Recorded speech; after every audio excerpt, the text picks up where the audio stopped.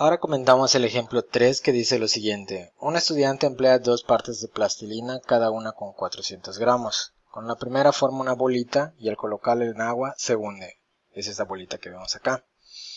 Con la segunda forma una especie de barquito y flota. Esto nos está mostrando que cuando lo coloca en agua flota.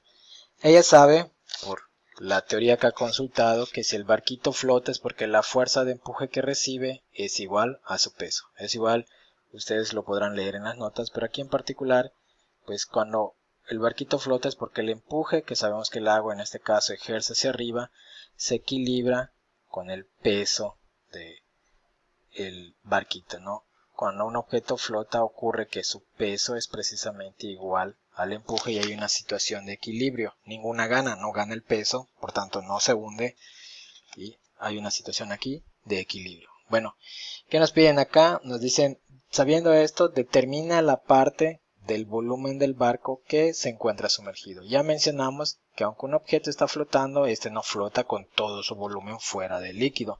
Flota, pero va a haber una parte que se encuentre de su volumen que va a estar sumergido. Eso nos piden determinar, ¿no? Entonces, bueno, vamos de entrada. ¿Qué formulita vamos a emplear? Podemos consultar las notas. Volumen sumergido es esta de acá. Entonces aquí, déjame escribir aquí la fórmula. Para determinar el volumen sumergido, pues es dividir la fuerza de empuje que recibe entre el producto de la densidad del líquido por la gravedad del lugar. Bueno, ¿qué datos nos dan? Bueno, vamos a fijarnos en los datos que realmente necesitamos según esta formulita. Densidad, recordemos que la densidad del líquido, aquí hablan del agua. Entonces la densidad del agua ya sabemos que en este caso es 1000 cuando se miden estas unidades, kilogramos sobre metro cúbico, unidades del sistema internacional. Gravedad, siempre que no nos mencione en otro lugar, vamos a entender que es la gravedad de la Tierra, en este caso 9.8 metros sobre el segundo al cuadrado. El empuje nos hace falta. ¿Qué empuje recibe este barquito? Y con eso ya podríamos calcular el volumen sumergido.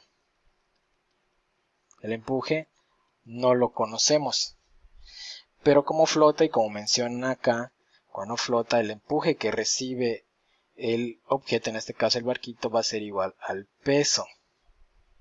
Tampoco nos mencionan el peso de manera explícita. Ojo, no nos vayamos a confundir, estos 400 gramos son la masa, más no el peso.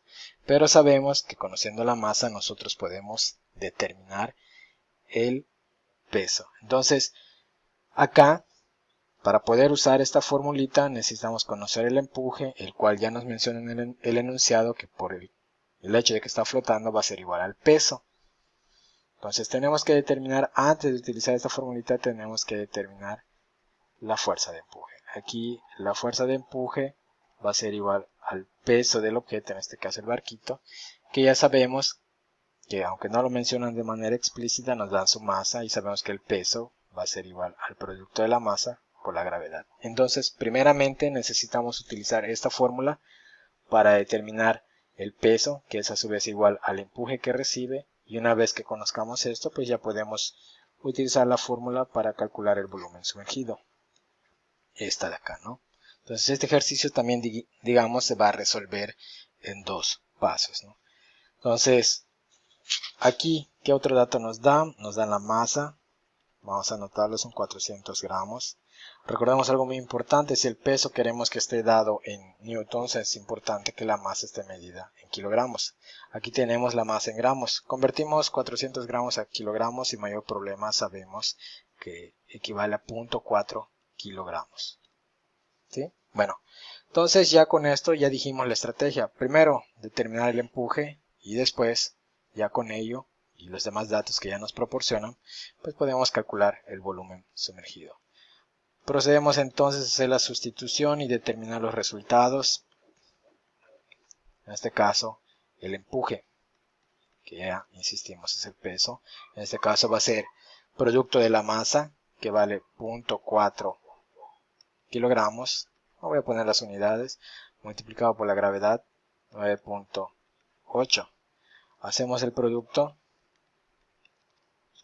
Permítame, aquí con la calculadora, hacemos 0.4 multiplicado por 9.8, nos da 3.92.